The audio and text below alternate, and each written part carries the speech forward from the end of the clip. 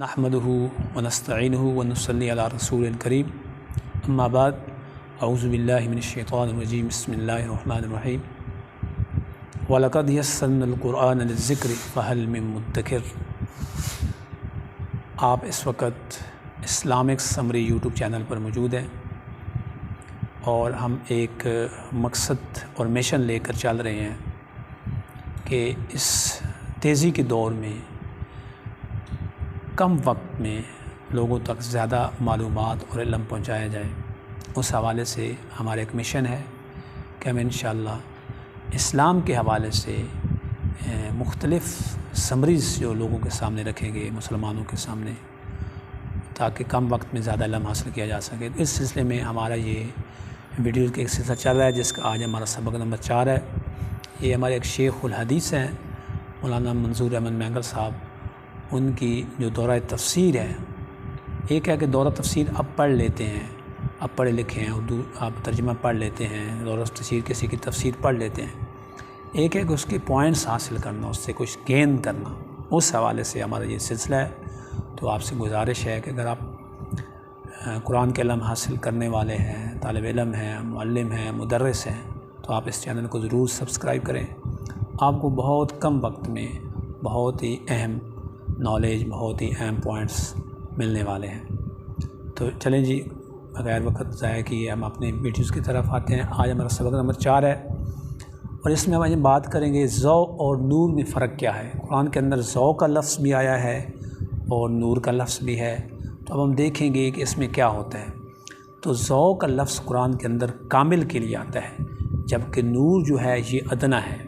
ضوء کامل کے لیے آتا ہے اور نور ادنا کے لیے آتا ہے، جیسے قرآن پاک کے اندر آتا ہے کہ جعل الشمس ضیاء، کہ ہم نے سورج کو ضیاء بنایا، ضیاء بنایا، روشنی بنائی، جبکہ چاند کے لیے آیا ہے والقمر نورا۔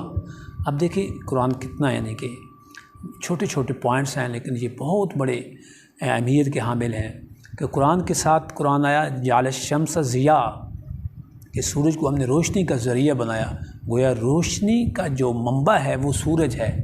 اب قرآن پاک نے قمر یعنی چاند کے ساتھ ضیاء کا لفظ نہیں لگایا، بلکہ والقمر نورا، گویا چاند نے اپنی روشنی مستعار لی ہوئی ہے، ادھار لی ہوئی ہے، یہ اس کی اپنی روشنی نہیں ہے۔ تو یہاں سے ہم یعنی ایک سبق حاصل کر رہے ہیں کہ ضیاء کا لفظ جو قرآن پاک کے اندر آتا ہے ضیاء، یہ کامل نور کے لیے آئے گا، اور جبکہ نور کا لفظ جب قرآن کے اندر استعمال ہوگا تو یہ کامل نہیں ہوگا، یا بلکہ یہ نور یعنی ضیاء سے ادنا کے لیے آئے گا، یعنی یہ مستعار لی گئی چیزیں ہوں گی۔ اب اس میں یہ ہوتا ہے، اب اس کا ایک قانون ہے کہ اعلیٰ اور ادنا کا قانون کیا ہے کہ اگر ہم ادنا کی نفی کریں گے تو اعلیٰ کی بھی نفی ہو جاتی ہے، لیکن اعلیٰ کی نفی کرنے سے ضروری نہیں ہے کہ ادنا کی بھی نفی ہو جائے۔ مثلا ایک مثال ہے، ایک بندہ کہتا ہے اللہ کی قسم میں نے اس کو ایک انگلی نہیں ماری، اب اس نے ادنا کی نفی کی ہے تو اس سے اعلیٰ کی بھی نفی ہو گئی ہے، کہ اس کا مطلب ہے اگر اس نے انگلی نہیں ماری تو مطلب یہ ہے کہ انگلی نہیں ماری تو پھر مکہ بھی نہیں مارا، گویا ادنا کی نفی کرنے سے اعلیٰ کی نفی ہو جاتی ہے۔ آپ دیکھیں جی، اعلیٰ کی نفی ہوگی، اللہ کی قسم میں نے مکہ نہیں مارا، مطلب کہ مکہ نہیں مارا لیکن انگلی ماری ہے۔ تو یہ ہمارے پاس ایک قانون بن کے سامنے آ جاتا ہے کہ اگر ادنا کی نفی کی جائے تو اعلیٰ کی نفی خود بخود ہو جاتی ہے۔ جیسے میں ایک انگلی کی نفی، میں نے اس کو ایک انگلی نہیں ماری، یہ ادنا کی نفی تھی، جبکہ اعلیٰ یعنی مکہ کی خود بخود نفی ہو گئی ہے۔ اسی طرح اگر اضعاف کی نفی ہوگی تو قوا جو قوی ہوگا اس کی خود بخود نفی ہو جائے گی۔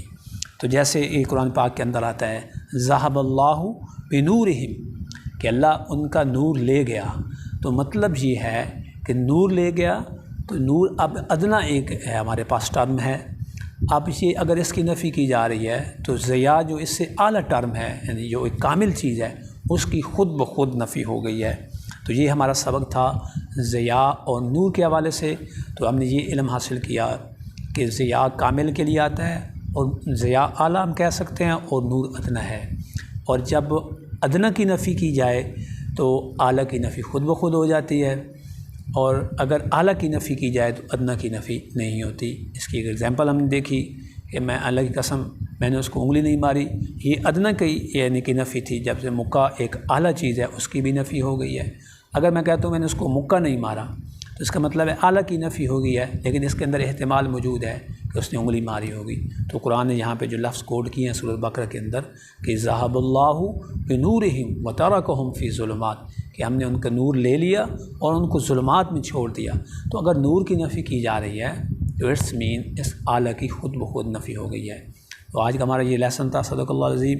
اگر آپ چاہتے ہیں کہ یہ ویڈیو کا سلسلہ آپ تک پہنچتا رہے تو ہمارا چینل کو سبسکرائب کریں، لائک کریں۔ صدق اللہ العظیم۔